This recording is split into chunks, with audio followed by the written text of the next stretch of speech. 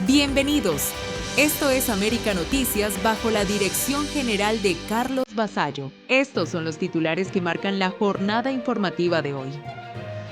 Al borde del caos, 20 horas de infarto y un acuerdo que llegó en el último segundo. Les contamos los detalles. Y Trump marca el terreno. Irán sin uranio. Y bajo la lupa de Estados Unidos. ¿Qué significa realmente? Además, La Habana juega al misterio. Habla de contactos, pero no aclara nada. ¿Estrategia o desesperación? Por su parte, Marco Rubio responde y le baja el peso a Díaz-Canel. Un mensaje que no pasa desapercibido.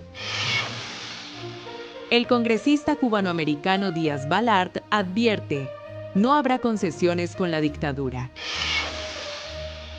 Además, Miguel Cosío escucha a Joanny Sánchez y pone en contexto el hostigamiento que se vive en Cuba por parte del régimen y conversa con Gabriel Ventas Gal, analista experto en Medio Oriente. Y además, una historia íntima que marca. Camilo Egaña habla con Alina Fernández sobre el peso de ser hija de Fidel Castro. Información confiable y al momento, aquí en América Noticias. Comenzamos.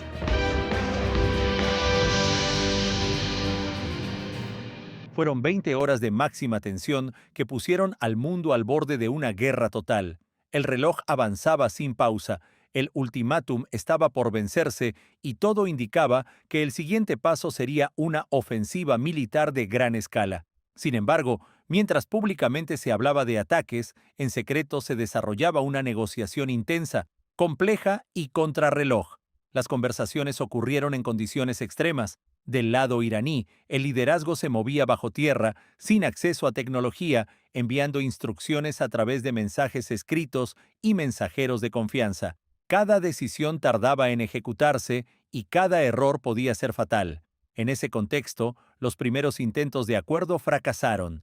La propuesta inicial fue rechazada por Estados Unidos, considerada inaceptable, y durante varias horas la tregua pareció imposible. A medida que el tiempo se agotaba, comenzaron a activarse canales indirectos y presiones internacionales. Intermediarios, contactos militares y actores externos ayudaron a acercar posiciones. Incluso dentro del propio poder iraní surgieron tensiones sobre cómo responder, mientras que en Washington también se evaluaba si avanzar con la ofensiva o abrir una última ventana para el acuerdo. El punto de quiebre llegó cuando faltaban apenas 5 horas para el ataque. Las posturas empezaron a alinearse, se definieron condiciones clave y se logró encaminar el diálogo. La exigencia principal fue clara: reabrir el paso estratégico en la región y detener las operaciones militares. Finalmente, a solo 3 horas del límite, se dio la aprobación definitiva y se logró evitar una escalada mayor. La tregua, sin embargo, no implica una retirada ni una señal de debilidad. Según autoridades estadounidenses, la operación militar previa dejó un impacto significativo en la capacidad del régimen iraní. Se reporta la destrucción de gran parte de sus sistemas de defensa aérea, daños severos a su infraestructura militar y una reducción importante de su capacidad operativa. Además, Estados Unidos mantiene presencia activa en la zona y ha dejado claro que sus fuerzas permanecen en alerta máxima. La vigilancia continúa, especialmente en puntos estratégicos, y cualquier incumplimiento del acuerdo podría provocar una respuesta inmediata. Lo que viene ahora es un periodo de 2 semanas marcado por la incertidumbre. Se espera que continúen las negociaciones bajo presión, con una condición inamovible: impedir que Irán desarrolle armas nucleares. Washington ha sido enfático en que ese punto no es negociable. Por ahora el mundo evita un conflicto mayor, pero la tensión sigue latente y el escenario puede cambiar en cualquier momento. El mundo respira, pero la tensión no desaparece, informó Camilo Lavastilla para América Noticias.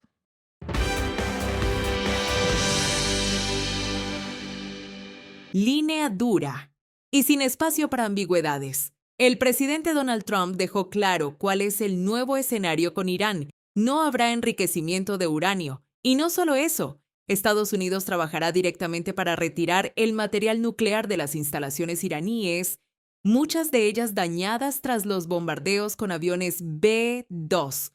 una declaración que marca un punto de inflexión. Por primera vez, Washington define públicamente qué hará con el programa nuclear iraní. Aún así, desde la Casa Blanca el mensaje es claro. Estados Unidos mantiene el control. Las instalaciones iraníes siguen bajo vigilancia satelital constante. Nada se mueve sin que Washington lo sepa. Y hay más presión. Trump advirtió que cualquier país que suministre armas a Irán enfrentará aranceles del 50% sin excepciones, una advertencia directa a aliados estratégicos de Teherán. Mientras tanto, el vicepresidente J.D. Vance también elevó el tono. Si Irán miente o incumple, no van a estar contentos. En otras palabras, Estados Unidos no está negociando desde la debilidad, está imponiendo condiciones. Y en el terreno, los movimientos también hablan. El estrecho de Hormuz, una de las rutas más críticas del mundo, comienza a reactivarse. Los primeros buques ya cruzan tras el acuerdo de reapertura, pero la tensión sigue. Israel detiene ataques directos sobre Irán, pero mantiene operaciones activas en Líbano. Y la Guardia Revolucionaria iraní deja un mensaje claro. No confía en Washington y está lista para responder. Aún así, Trump insiste en que se trata de una victoria total y completa, porque el objetivo central, golpear el programa nuclear iraní, ya estaría en marcha. Aunque persisten dudas, Irán exige levantamiento de sanciones, retiro de fuerzas estadounidenses y acceso a fondos congelados. Condiciones que chocan frontalmente con la postura de Washington. Y ahí está el punto clave. La tregua existe, pero el conflicto no ha terminado. Lo que sí cambia es el equilibrio. Estados Unidos pasa de contener a imponer, de reaccionar, a marcar las reglas, una tregua bajo tensión, un enemigo bajo presión y una advertencia clara desde Washington. Con Estados Unidos, no se negocia desde la fuerza, se responde a ella. Informó Leticia Grau para América Noticias.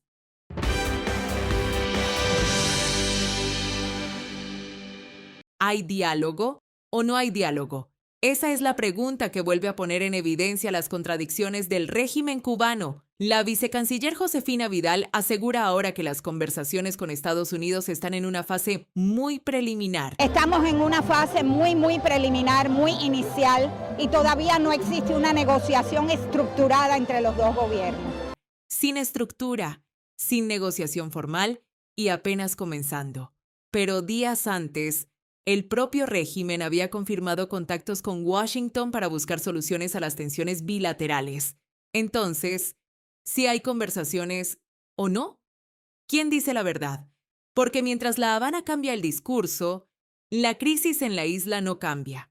Apagones, escasez y una economía al borde del colapso. Y en medio de ese escenario, también surgen señales que generan más dudas. El régimen anunció la liberación de miles de presos, pero organizaciones de derechos humanos aseguran que ninguno es preso político, un gesto que suena más a maquillaje que a cambio real. Y hay otro elemento clave. La reciente visita de los congresistas demócratas Pramila Jayapal y Jonathan Jackson a La Habana también ha sido cuestionada dentro del propio gobierno de Estados Unidos. Algunos sectores la ven como una señal confusa en medio de una política de presión hacia el régimen. Ellos mismos hablaron de contactos preliminares, pero no de negociaciones formales. Es decir, más incertidumbre. Y ahora la duda crece. ¿Quién será el próximo vocero del régimen en salir a decir que sí hay diálogo o que no lo hay? Porque el mensaje cambia, según el momento, y la credibilidad se sigue debilitando. Una credibilidad que para muchos el régimen nunca ha tenido y que hoy parece más cuestionada que nunca. Mientras tanto, el pueblo cubano sigue esperando respuestas, pero lo que recibe son versiones contradictorias, entre declaraciones que se contradicen y una crisis que no se detiene. ¿Diálogo real o simplemente otra jugada del régimen? Informó Leticia Grau para América Noticias.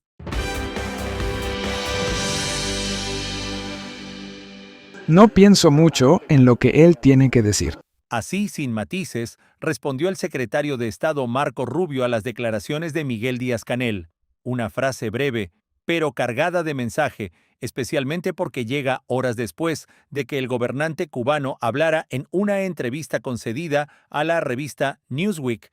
realizada desde el Palacio Presidencial en La Habana, donde acusó a Estados Unidos y a los medios de una supuesta guerra mediática contra la isla. Díaz-Canel asegura que existe manipulación, que se ha sembrado odio y que la realidad de Cuba no se cuenta, pero evita responder lo esencial. ¿Cuánto más puede sostenerse el país en su situación actual? En lugar de cifras, en lugar de soluciones, aparece el mismo libreto: culpar a factores externos. Sin embargo, los datos no vienen de redes sociales, vienen de organismos internacionales, de informes económicos y de lo que vive la gente dentro de la isla. Un sistema que no despega, una producción que no responde y un país donde el día a día se reorganiza al ritmo de los apagones. Mientras tanto, el régimen habla de reformas, reformas que, según Díaz-Canel, no se conocen o se distorsionan. Pero la pregunta es otra: ¿dónde están los resultados?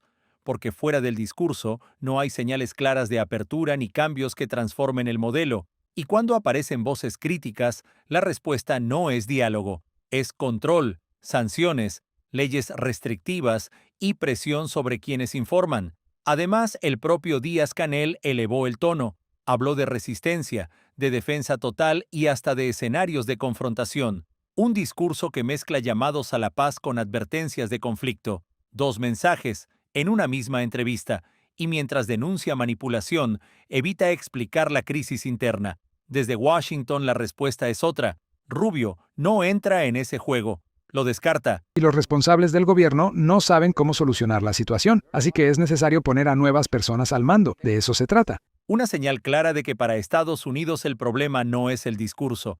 Entre discursos desde el Palacio en La Habana y respuestas desde Washington, la distancia no es solo política, es la diferencia entre lo que se dice y lo que realmente ocurre, informó Camilo Lavastilla para América Noticias.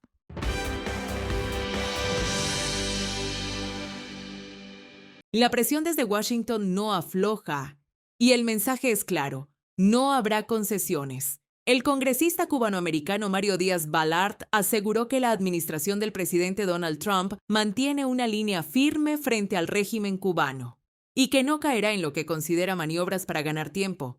Según el legislador, La Habana ha intentado durante años proyectar señales de apertura, pero insiste en que esta vez el escenario es distinto. Afirma que Washington no está dispuesto a negociar bajo presión ni a aceptar cambios superficiales mientras se mantenga el mismo sistema en el poder. Yo le sugiero al régimen que en vez de hacer estos jueguitos que no van a funcionar, que comiencen, deberían hablar con los que estaban rodeando a Maduro, cuando muchos decían que eso era un espectáculo, que el presidente Trump no estaba en serio, y vemos lo que ocurrió. Esta administración no está jugando, esta administración no está dispuesta a aceptar ese régimen terrorista a 90 millas y no se confunde con estos jueguitos que el régimen ha hecho por décadas. En algunas ocasiones ha recibido concesiones, particularmente de demócratas, de presidentes demócratas. Eso no va a funcionar con este presidente. El planteamiento forma parte de una estrategia más amplia de presión política y económica, en medio de una crisis interna cada vez más visible en la isla. Y en ese mismo tono también se refirió a Venezuela. El congresista dejó claro que cualquier transición no puede quedarse en un simple reacomodo interno, y que la única salida viable pasa por elecciones libres, multipartidistas y supervisadas. Una postura que, según explicó, está alineada con la política exterior actual de Estados Unidos hacia la región. El presidente y el secretario de Estado lo han reiterado, que para la final lo que tiene que ocurrir en Venezuela son elecciones libres, multipartidistas, supervisadas. Esa es la única forma que regrese la estabilidad, la prosperidad a Venezuela. Y el presidente y el secretario de Estado han dicho que este es el primer paso de 3 pasos. Pero vamos a estar claros, tiene que culminar con elecciones libres en Venezuela. Esa es la única solución viable, lo ha dicho el secretario de Estado, y están por eso mirando lo que está ocurriendo en Venezuela. El mismo presidente Trump ha dicho, sí, me cae muy bien Delcy porque está haciendo lo que les requerimos. Si no hace lo que les requerimos, no me va a gustar mucho. Uno no quiere caer en ese círculo de personas donde el presidente Trump te está vigilando y no estás haciendo lo que tienes que hacer. La señal desde Washington es consistente en ambos frentes: presión sostenida, sin concesiones y con objetivos claros. En medio de este escenario, la política de Estados Unidos refuerza su línea dura en la región, dejando claro que cualquier negociación estará condicionada a transformaciones profundas y no a gestos simbólicos, informó Leticia Grau para América Noticias. Golpe directo a la carrera de Kanye West. El Reino Unido le cerró la puerta y le prohibió la entrada al país. La decisión fue tomada por el Ministerio del Interior británico, que considera que su presencia no sería beneficiosa para el bien público. El rapero, también conocido como Ye, tenía previsto presentarse en julio en el Festival Wireless de Londres, pero ya no. El evento fue cancelado y miles de fanáticos recibirán reembolsos. Todo por la controversia que lo persigue desde hace años, sus declaraciones antisemitas, comentarios racistas y hasta expresiones de simpatía por figuras como Hitler han generado rechazo global. La presión fue creciendo. Políticos británicos, organizaciones y hasta marcas patrocinadoras pidieron que se le negara la entrada, y el gobierno actuó. Incluso el primer ministro británico criticó públicamente su participación en el evento. El resultado: puertas cerradas, un escenario cancelado y una nueva polémica internacional. West intentó responder. Dijo estar dispuesto a reunirse con miembros de la comunidad judía en Reino Unido y aseguró que quiere demostrar cambios, pero por ahora no fue suficiente. Y esto va más allá de Europa. En Estados Unidos, donde Kanye construyó su carrera, también ha enfrentado consecuencias: pérdida de contratos, rupturas con marcas y una imagen pública cada vez más golpeada. Para el público latino en Estados Unidos, el caso vuelve a abrir el debate. La polémica sigue marcando su carrera, informó Enrique López para América Noticias. Para que estés mejor informado, te dejamos con nuestras noticias en un minuto. Hallan sin vida a joven cubana en Estados Unidos. Kiasti Díaz González, una joven cubana de 24 años originaria de Holguín, fue hallada sin vida en su apartamento en Estados Unidos. El caso sigue bajo investigación y, por ahora, no se han aclarado públicamente las circunstancias de su muerte. La noticia ha causado mucha conmoción entre familiares, amigos y miembros de la comunidad cubana que ahora esperan respuestas sobre lo ocurrido. Muchos de sus allegados han compartido recuerdos en redes sociales, describiéndola como una persona jovial, trabajadora y con grandes sueños de construir una vida en el exilio. La familia ha pedido justicia y se ha mostrado impaciente ante la falta de claridad oficial sobre cómo exactamente falleció. En el entorno de los cubanos en el extranjero, la noticia ha abierto un debate sobre la seguridad y la soledad de los jóvenes que viven lejos de casa. El caso sigue siendo un misterio que mantiene a la comunidad en vilo, esperando que las autoridades revelen pronto los detalles concluyentes. Boxeador cubano Frank Saldívar es arrestado en Miami y enfrenta cargos por intento de asesinato. El exboxeador cubano Frank Saldívar Santiesteban fue arrestado en Miami y enfrenta cargos por intento de asesinato con arma mortal, tras un violento incidente en un apartamento en la madrugada del 5 de abril. Según la policía, una pelea terminó con un hombre gravemente herido por un apuñalamiento en el pecho, por lo que fue trasladado de urgencia al Hospital Jackson Memorial. La víctima logró salir del lugar y pedir ayuda a una gasolinera en la calle Flagler, donde fue encontrada por las autoridades en estado crítico. El caso se volvió más llamativo porque, durante el forcejeo, la víctima consiguió quitarle el cuchillo a Saldívar y herirlo antes de que el presunto agresor saliera del apartamento. Más tarde, la policía lo encontró ensangrentado y cubierto con una sábana, en otra zona de Miami, y lo identificó mediante huellas dactilares. Permanece detenido sin derecho a fianza mientras la fiscalía avanza con el caso. El arresto ha impactado a la comunidad cubana porque Saldívar era un púgil de experiencia y había representado a Cuba en competencias internacionales. Díaz-Canel lanza advertencia a Estados Unidos. Díaz-Canel advirtió en una entrevista con Newsweek que Cuba respondería con guerra de guerrillas si Estados Unidos lanza un ataque militar contra la isla. Dijo que su gobierno no quiere una guerra y que sigue abierto al diálogo, pero insistió en que la estrategia defensiva cubana se basa en la guerra de todo el pueblo, con participación masiva de la población. También aseguró que una agresión de ese tipo provocaría pérdidas inmensas e incalculables para ambos países. El mensaje llega en un contexto de nuevas tensiones diplomáticas y revividas amenazas sobre posibles intervenciones militares o acciones de fuerza. Las autoridades en Washington respondieron con escepticismo, calificando las declaraciones de Díaz-Canel como pura retórica. Para muchos analistas, el tono se alinea con una estrategia de mostrar a Cuba como víctima de una supuesta agresión externa, incluso sin que exista una amenaza real. Este tipo de declaraciones refuerza la imagen de un régimen que apela a la defensa de la soberanía para mantener el control interno. Haitiano acusado de asesinato en Fort Myers. Robert Joachim, un haitiano de 40 años, fue acusado de matar a una empleada de una gasolinera en Fort Myers con un martillo. Según el Departamento de Seguridad Nacional, entró a Estados Unidos en 2022, fue liberado bajo la administración Biden y luego recibió TPS antes de perder esa protección. Las autoridades federales sostienen que el ataque fue brutal y que el caso ha reavivado el debate migratorio en Florida por el historial del sospechoso. El incidente ocurrió en pleno día, en un lugar de acceso público, lo que aumentó la alarma en la comunidad local y en la prensa nacional. Voces críticas de ambos lados del espectro político han señalado el caso como un ejemplo de fallas en el sistema de control migratorio y de decisiones penales. Por otro lado, organizaciones de defensa de inmigrantes advierten contra criminalizar a toda una comunidad por el crimen de una sola persona. Este caso se ha convertido en un foco político y social muy sensible, que mezcla seguridad, justicia y migración en el debate público. Estamos de regreso en América Noticias junto a La Resistencia con Miguel Cosío. Señores, aquí lo prometido es deuda en este espacio La Resistencia. Tengo el gustazo de recibir aquí a Gabriel Ventajal, un muy reconocido, uno de los principales analistas internacionales expertos en Medio Oriente. Es autor de un libro, que a mí lo que más me gusta del libro es el título, 300 preguntas en 300 palabras. Mitos y realidades sobre el conflicto palestino, ese fenómeno del antisemitismo, la judeofobia.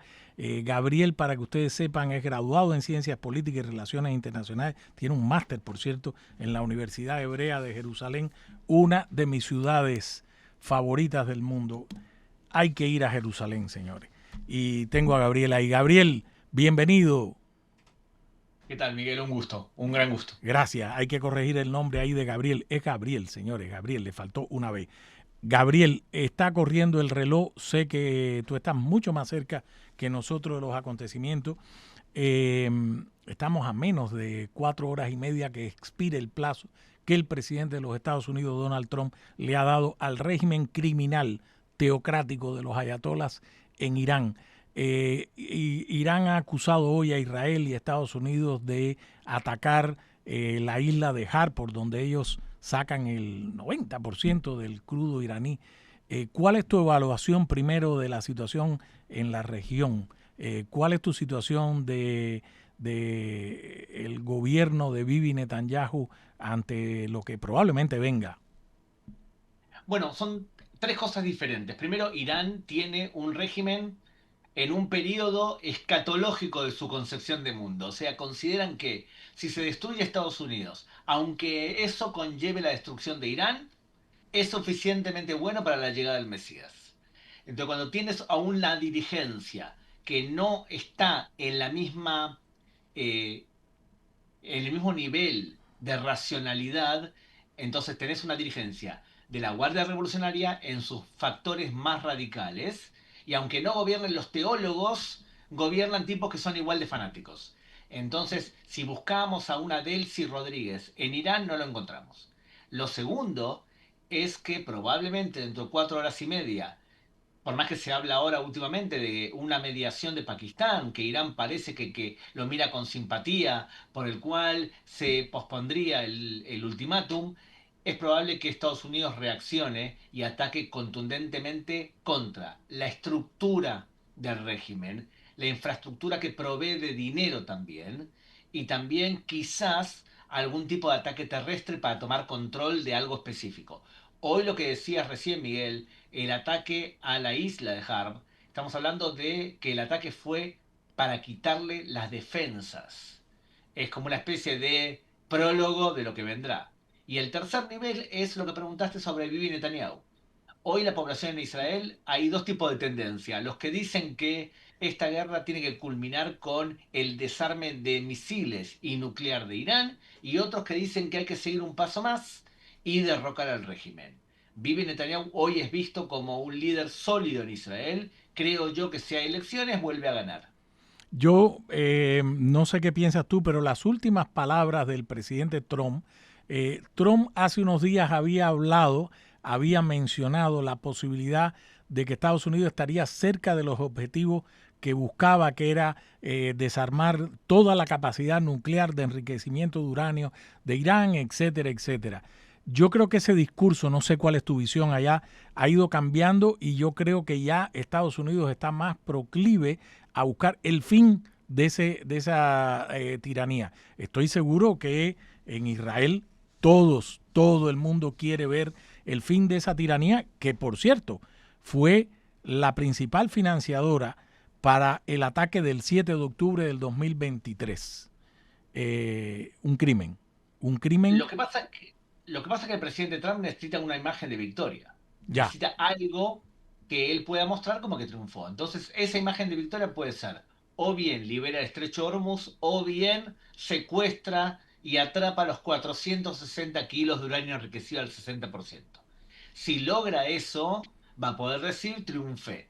Yo quiero decirte una cosa importante y es que estoy convencido que incluso si no logran derrocar al régimen con las balas en esta ronda, el régimen iraní cayó.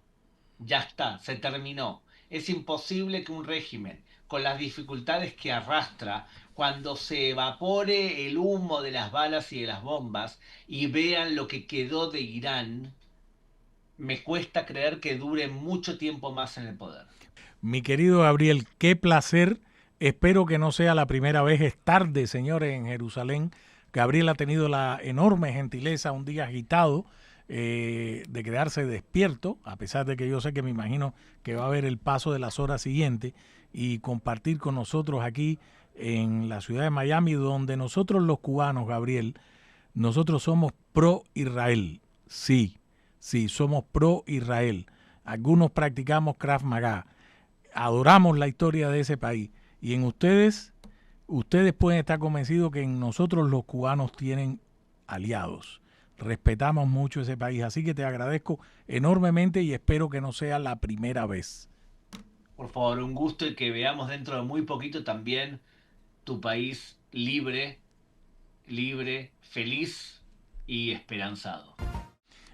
Noticias de Cuba, bueno, tengo muchísimo. De hecho, le voy a pedir en unos minutos si por ahí nuestros dos magos de los controles y del video, Andrés García y Luis Acosta, tienen listo la crónica de Yoani Sánchez. Hoy caminando por las calles de La Habana, se le ocurrió ir hasta la sede de un CDR. La semana apenas da sus primeros pasos y yo estoy aquí muy próxima a la calle Línea en La Habana. También estoy muy cerca de la sede nacional de los Comités de Defensa de la Revolución.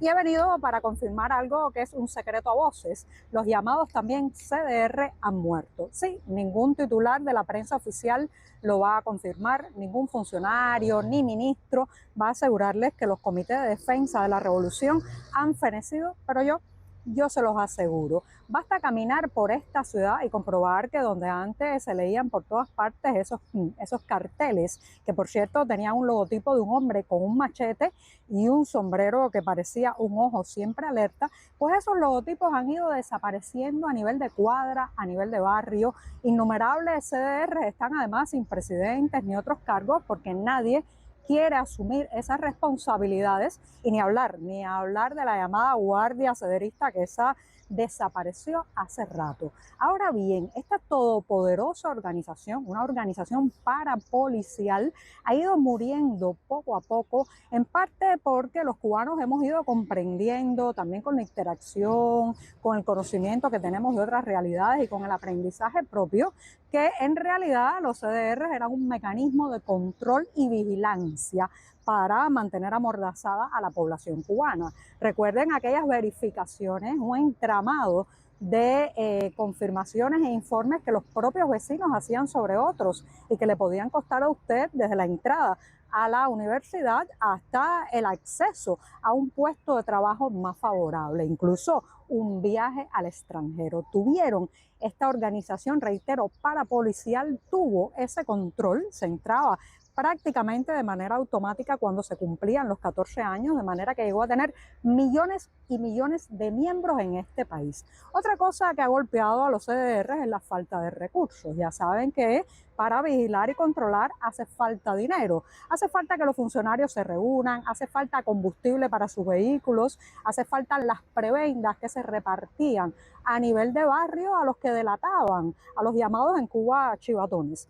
Entonces, todo esto pues empezó a desmantelarse cuando faltó el dinero, faltó el combustible y faltó primero el subsidio soviético y después el subsidio petrolero venezolano. Pero fundamentalmente creo que los CDRs se han desmantelado y han muerto porque el régimen cubano está en una etapa que ya prefiere la represión pura y dura en las calles, ¿sí? Como me escuchan, esta dictadura ha pasado a la edad de la insolencia, a la represión que se hace con tonfas, con cárceles, con tribunales también. También era así en la época del esplendor de los CDRs, pero ahora quiere solamente mantener esta represión pura, esta represión más dura como la que vimos en las calles el 11 de julio de 2021. De manera que los CDR se han quedado también como un fósil de aquella Cuba orwelliana, de aquella Cuba donde teníamos que sentirnos vigilados en cada minuto, en nuestras propias casas, era vulnerada nuestra intimidad, nuestra privacidad hogareña e individual. Pero eso se ha convertido en un aparato, en un andamiaje ya difícil de sostener económicamente y de manejar. Y por otro, ya los propios cederistas son los que tocan la cazuela, son los que salen a la calle. Hay tanta inconformidad y tanta rebeldía que ya el régimen no confía ni siquiera en aquellos que hasta hace poco le parecían adeptos, le parecía que lo apoyaban. Todo eso ha provocado que los CDR han muerto. No se ha declarado su extinción, no se ha puesto fecha al funeral, pero les puedo asegurar aquí, a pocos metros de su sede nacional, que de esto solo queda el mal recuerdo. Gracias por escucharme. Nos vemos la próxima. Bueno, de verdad que cada vez que Giovanni sale a la calle trae un ángulo importante, un ángulo de la realidad cubana que vale destacar. Hace unos días hizo una crónica y un análisis de perspectiva sobre Fidel Castro muy bueno. Pero en este caso, que ha hablado de los CDR, retomo varias de las cosas que ella en su crónica, pasando por allí por frente a la sede de los CDR, los Comités de Defensa de la Revolución en el Vedado, reitero varias cosas de las que dijo y voy a apuntar otras. Bueno, primero, 3 razones sobre las que apuntala lo que ella dice, que la muerte de los CDR ya ocurrió, lo único que no le han puesto fecha al funeral. Una razón es el hartazgo de los cubanos por la situación y el nivel de rebeldía popular.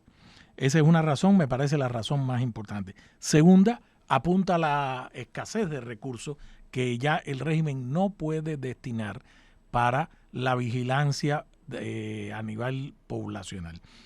Y ha sustituido, según lo que apunta Giovanni, esa escasez de recursos y el trabajo de los CDR que han muerto, repito, según ella, y coincido, con la represión, ella le dice, pura y dura. Es decir, el régimen ya no se ha quitado la careta, porque la tiene quitada desde el 1 de enero de 1959, sino que ya va directamente a la cárcel, a la represión, a las tonfas, a lo que viven los presos políticos, sobre todo en las prisiones. Bueno, ya usted vio la semana pasada que anunciaron la excarcelación de, dice ellos, 1 o 2 mil presos, no los presos políticos. Ahora, cosa curiosa que me acordé ahora escuchándola, ¿quién es hoy el jefe de los CDR? ¿Quién es el coordinador nacional de los CDR? ¿Un espía? Sí, Gerardo Hernández, el Nordelo, el jefe de la red Avispa, ese mismo que fue sentenciado a 2 cadenas perpetuas en los Estados Unidos por el crimen, el derribo, la complicidad del asesinato de los 4 muchachos de Manos a Rescate el 24 de febrero de 1996. Ese señor es el jefe de los CDR. El otro de los espías, Fernando González Llor, es el jefe de la ICAP, es decir, ese ministerio del aparato de seguridad cubana, de inteligencia cubana, que se dedica a reclutar en el exterior a quien sea. Qué casualidad que ellos son los jefes de esos brazos de la represión. No me extraña.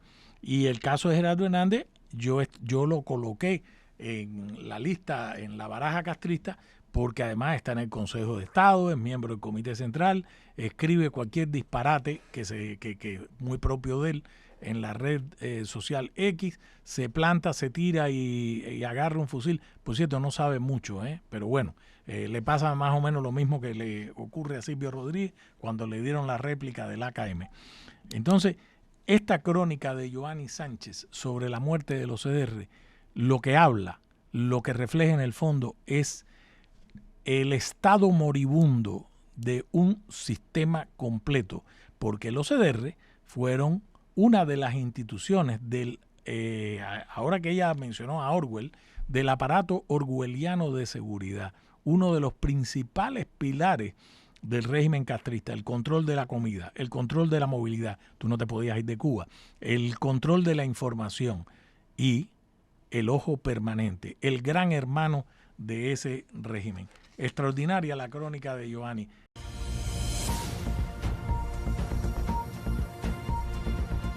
Estamos de regreso en América Noticias junto a Panorama al Día con Camilo Egaña. La hija de la revolución, un documental que se estrena en el Festival de Cine de Miami y que está vertebrado alrededor de la figura de Alina Fernández, pero que entiendo que puede ser el pretexto para hablar de los que vivimos aquí, de nuestra tribu, de lo que hemos vivido todos estos años de exilio. Alina Fernández, requete bienvenida. Hacía mucho tiempo que no sabía de ti, mujer. ¿Cómo estás? Bueno, aquí tirando en la abuelez. Pero muchas gracias porque creo que una de las pocas personas que ha interpretado exactamente de qué se trata eres tú. No es de mí, es de los cubanos de diferentes edades y porque lo iban a hacer con contemporáneo y les dije, bueno, pues será un reportaje sobre Santovenia, ¿no?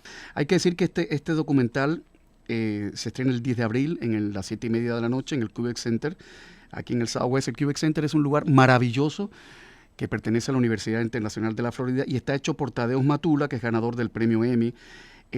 Lo que me gusta, Alina, de lo que he visto en el tráiler, es que tiene testimonios de personas tan disímiles como Bonco Quiñongo, como Bedia y como Gloria Estefan. Sí, de eso se trata, somos disímiles, somos variopintos, todos tenemos una experiencia personal y es un documental de cierta manera íntimo en ese sentido. Bueno, así que yo creo que se logró. También se puede ver en FIU el día 18 a las 3:30 de la tarde por si alguien tiene interés y el cubo que esté lleno. Se puede conseguir la entrada en el mismo site. Déjame rechequear. El estreno es 10 de abril en el Cube Center, 7:30 de la noche, ¿verdad? Sí, así mismo. Y es horario americano, no 7:30, 7:45, 8 menos cuarto, no, 7:30. Bueno, pero el Quebec tiene su problema de parqueo, Lo tiene sí. limitado, así que Sí. a veces recomiendo a la gente que vaya en Uber para facilitarle la vida a los que van en sus sendos carros. Oye, te voy a preguntar algo. Teniendo en cuenta que tú eres, cuando me preguntan por ti, otros colegas o gente en Madrid o que no está en el inside cubano, pues yo digo, Alina es una persona muy normalita, tan normalita que no te das cuenta que está al lado tuyo.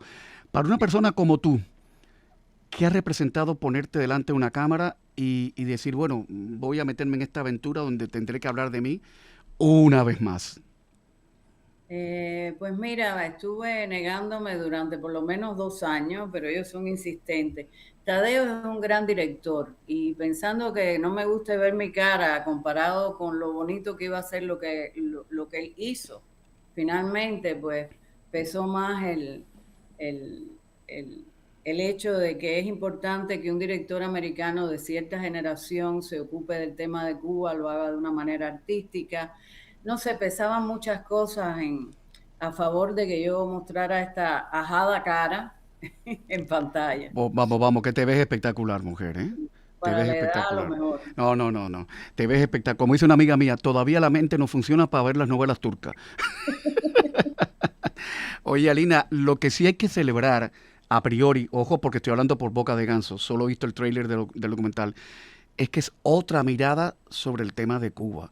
Ya no es ni la mirada que emerge de Miami, ni la mirada que emerge de la otra orilla que siempre desde La Habana nos distorsionan y cuentan el cuento a su manera. Y eso hay que celebrarlo.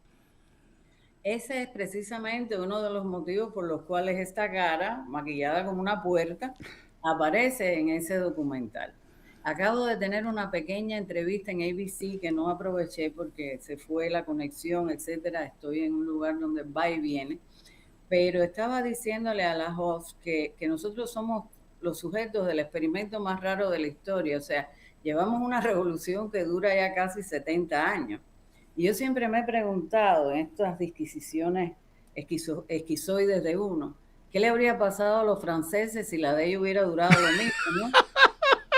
¿Te imaginas la toma de la Bastilla 70 años? Estarían todos, sería una granja de pollo sin cabeza. ¿Qué cosa, no? Es terrible. Es terrible, Camilo. Y en esta circunstancia que tenemos ahora, ponte a pensar, ¿cuál es el problema en darse por vencido? O sea, yo digo que a esta altura perdieron la batalla contra el imperialismo sin duda ninguna. Oye, Alina Fernández, permíteme preguntar, ¿tú estás de acuerdo con una solución para Cuba estilo Venezuela?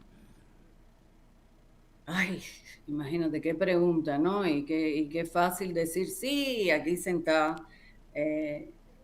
Ojalá no tuviera que llegar ese extremo.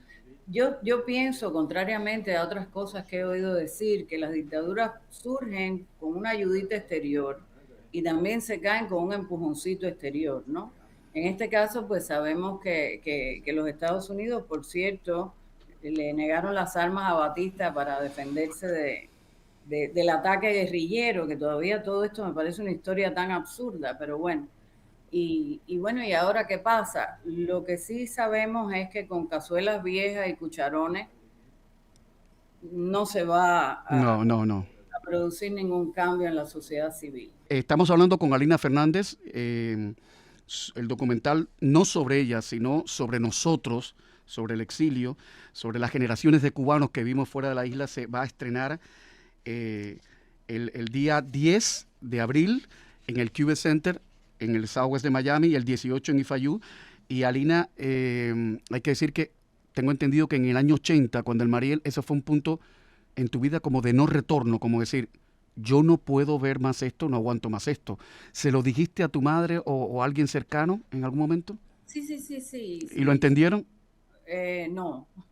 Ya, igual que mi madre, así mismo, sí, te entiendo. No, sí, yo sé. Yo entiendo. Tú sabes que tengo un recuerdo de tu madre y mi esposa también, de verla comiendo en el comedor del Ministerio de Cultura como una más. Sí. Y una vez bajando de tu casa, porque frente a tu casa vivía un amigo español, donde yo iba ahí a pegar la gorra, claro, que habían cositas ricas de comer.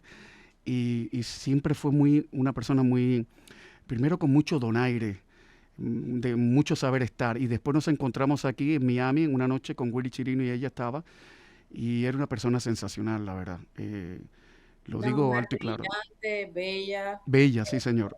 Y bueno, de una devoción incomprensible para mí también. Alina, es un placer tenerte. Es un placer volver a hablar contigo. Y te mando un abrazo grande. Te quiero mucho, te admiro mucho, te respeto muchísimo. Y ojalá que este documental, La hija de la revolución, vaya con mucha suerte. Cuídate mucho, mujer.